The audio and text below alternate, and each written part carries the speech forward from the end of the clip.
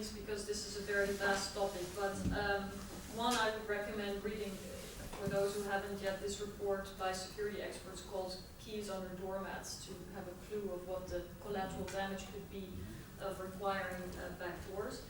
But I think all of your questions will require bigger and more comprehensive knowledge on the part of decision makers, because frankly, if we look at the reactions to the terrible terrorist attacks in Paris and elsewhere, the knee-jerk reaction was they must have used encrypted messages and things like this, but the clue to finding them eventually was elsewhere. And so what I would want to caution against is this notion that there's some kind of magical technological mass surveillance solution to every crime or every attack, because there often isn't. And if you look at the very low level of cooperation on the part of intelligence communities and law enforcement agencies in Europe, it might be easier to point to the risks of encryption than to do our homework in terms of actual collaboration, but it's not necessarily a solution. So I think we have to look for real solutions, which often still has a very strong human component. Then on the role of governments, users, businesses to ensure cybersecurity. One, I would make the case to be a bit more specific, not you, but in the public debate, about what cybersecurity really means. Because some talk about cyber warfare under the heading of cybersecurity. Others think that, for example, a theft through a phishing attack of 50 euros is a cyber attack. And maybe you could get away with using that term, but it's not necessarily as precise as I think we should be. So being more specific at what we're trying to address and what is necessary is important, but I think we have to recognize the dependence between governments and the private sector, which is rapidly evolving without clear chains of responsibility, command, and oversight. That's a big liability. Two, I think governments and lawmakers can increase the price of negligence on the part of private actors to have minimum standards in terms of protection and resilience. Governments should be more active in using their role as procuring IT products to increase the standards as well. I think the incentives to publicize vulnerabilities or zero-day exploits should be emphasized through bug bounty programs or through public publishing requirements, because frankly the private sector interest and the public interest do not converge when it comes to vulnerabilities. I mean, companies naturally would like to protect their reputation, don't want people to be scared and no longer purchase their products, while it might be in the public interest that people are aware of the risk that they take by not upgrading or not patching a certain problem. And then we should also look to potential future solutions of more decentralized storing of data through encrypted systems where, at least if there is an attack, it doesn't immediately expose all the data. And particularly in the context of the Internet of Things, we have talked about it a lot, as a new, let's say, wave of technological developments where we have to be very swift to have interoperability questions, security standards before it's too late, and the weakest link in the whole ecosystem will poison the rest, and it would just be immensely silly to allow that to happen. So we've talked about it a lot in different ways, and I hope this gives you a sense of what we've talked about. You had a question, sorry, because maybe I didn't see you because Carl was next. Yes, more comment. My name is Erkka Toivonen and I come from the F-Secure Corporation from Finland. I would like to join my colleague from Symantec in demanding and wishing that the technological foundations of our security technology, not only encryption but all security technology, could remain with high integrity, and we would not be required to backdoor our products.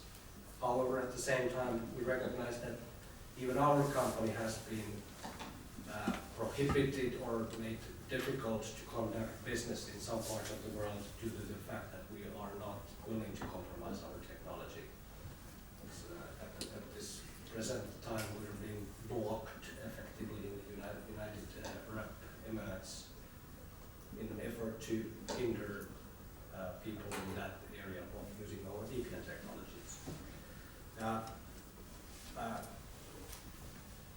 We find that there's from the technological community, which so far has survived without regulation, without any serious attempt of forcing those backdoors.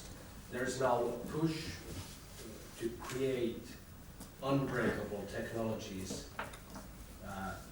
in a response to some experiences that we get from not only criminals but governments overstepping their legal mandates, or governments that are writing unfair legislation. And I guess that it is only natural that we find these cases like Apple and FBI where there's a law enforcement community demanding technological backdoors for the sake of convenience to the law enforcement, while at the same time the technological community basically showing off that because we can create unbreakable technology, we will. And there's now demand for more reasonable discussion, as Marietje and Carl, you mentioned that would be the next step. However, I have not seen signs of that reasonable discussion that much. We would need to have some, as Commission representative, you mentioned that we would need to identify how the service providers in the software and technological community outside of the telecommunications providers would need to contribute, and how they would need to actually prepare exceptional access or law enforcement access to the data. But so far, all the proposals have been concentrated on weakening the technology, and this is something that we simply cannot negotiate on those terms. So that was not a question you wanted to know. No, that was a statement, but I think we basically agree with that particular statement, because we think it would be sort of counterproductive to go down that particular road. And we talk about unbreakable. People I have been working with would tell me that there is no such thing as unbreakable, but it's a hell of a mess that is required in certain applications, and it's a question of sort of the degrees. We are, and if you look at the composition of the commission, you find that there are some people who really knows what they're talking about in this particular respect. And we were unanimous in our recommendation not to accept any backdoors or tampering with the basic technologies. Then tampering with the basic structure of the net, yes, absolutely as well. Although it wouldn't be too difficult to find security people in certain countries who would like to be able to do things there and have on occasion been doing things in that particular respect. But we consider that to be, even if it's convenient, short term, no question about it, the long term downside of that is more significant. But I think it's important both your competitors, I would assume, fight it on, but also that you are more sort of active in the public policy debate on these issues, I think is something that we would welcome.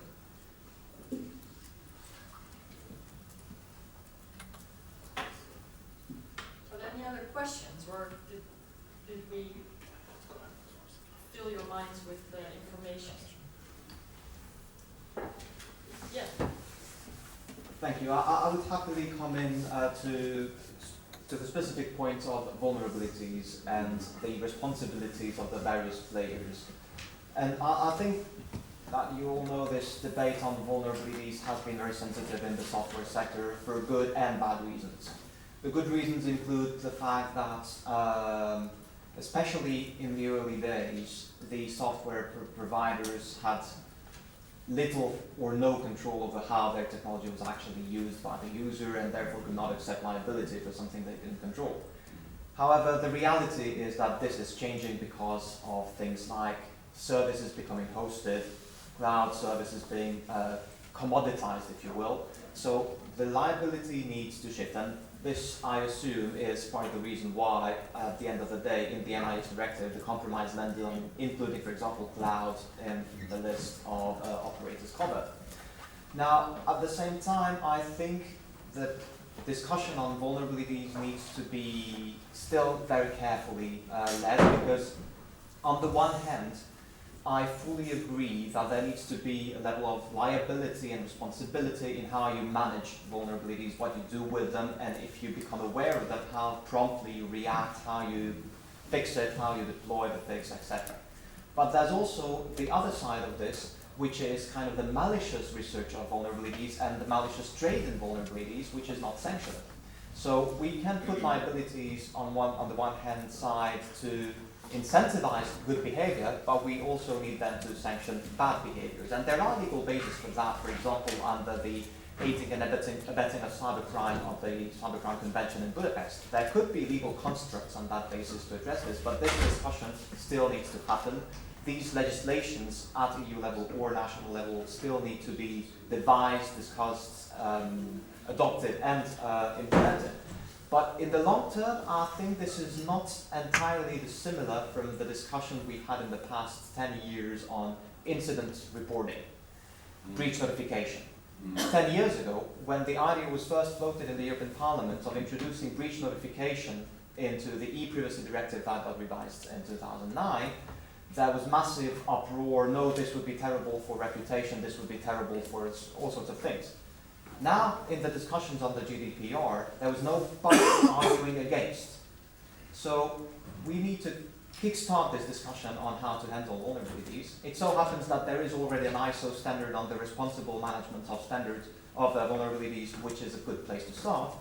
And I'm confident that in a couple of years from now, these discussions, which are very uncomfortable today, will become much less uncomfortable, and we'll be able to have them more openly and address these issues in proper legislation and due process. It's very much needed, and I'm looking forward to having this sort of discussion in this House.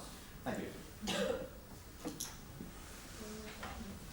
Well, not very much to respond to. I certainly agree. I mean, this is a vital debate that's bound to come. And the more you and others can make contribution to that debate, it will be good. I mean, this commission, when we started really with sort of global internet governance issues fairly narrowly defined. We're dealing with issues like the ARNA transition, which is a subject that we haven't even touched upon. I didn't mention it, you didn't mention it, which shows how in just 2 years the debate has broadened enormously on the different issues that are there. And that means that there are quite a number of issues which we have touched upon, where we have indicated more things needs to be done, but we haven't sorted them out. And that is also why the pressure that I was under, to a large extent, in Cancun last week, was where the different ministers say to me, fine, you've done this, we're all in favor, it's good, but don't stop. You need to continue on these issues, because there are so many issues that needs further policy work. And my answer was roughly along what I would say. Now the report is here. Now we welcome as much public debate about it, about the different aspects of it as possible. And then there might be from our side also some sort of follow-up on this particular aspect of it. That remains to be seen. I'll also just briefly conclude also in reply to your statement. You talk about uncomfortable discussions becoming more comfortable over time. But my assessment is that we have no time to lose. Even if the discussions are uncomfortable, we have to go right into them. And when I go to a sort of, tech-dominant community, it's a very popular thing to say policymakers don't know anything, and I'm being polite, about technology. But guess what? A lot of tech experts know nothing about policymaking. And I think we need to try to bridge that gap. And this report, and particularly the group of people who have sat around the table for 2 years with true dedication and intellectual focus, despite our big differences, and we also did not agree on a number of issues. But by and large, what's in the report is supported by this group of people, and it shows that a lot can be done. I mean, it was just referred to that it's a comprehensive report. I mean, that's what we've tried. but most likely it will be outdated in you know, a year's time because of the progress that these technologies make. So I think we have to work through some of these difficult issues, also understanding that not addressing the status quo, for example, when it comes to vulnerabilities or when it comes to export controls or when it comes to encryption and all these uncomfortable discussions, not addressing the failed status quo is also a choice. And what I'm seeing more and more is that there's a huge vacuum that allows for all kinds of excesses or incidents to happen, which then leads to courts figuring it out because there simply is no legislation. And allowing that to continue to happen is, I think, not the best option.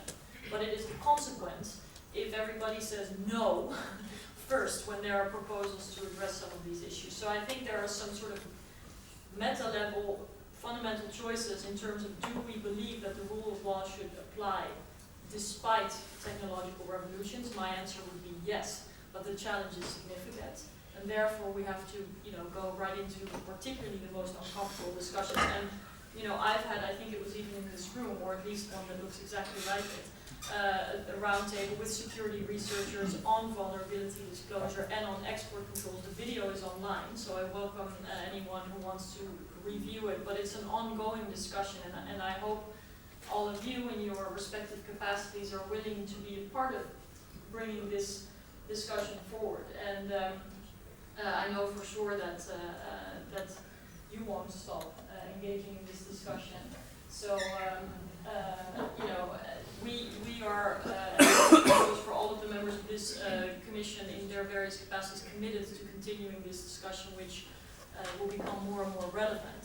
And if no one has anything urgent to add, I would just thank you for being part of the discussion, particularly thank Bildt for launching the report officially here in the European Parliament, stopping by, and for taking the initiative for the Global Commission, which well, was a pleasure and inspiration to work at. So thanks a lot. And thanks, Marietje.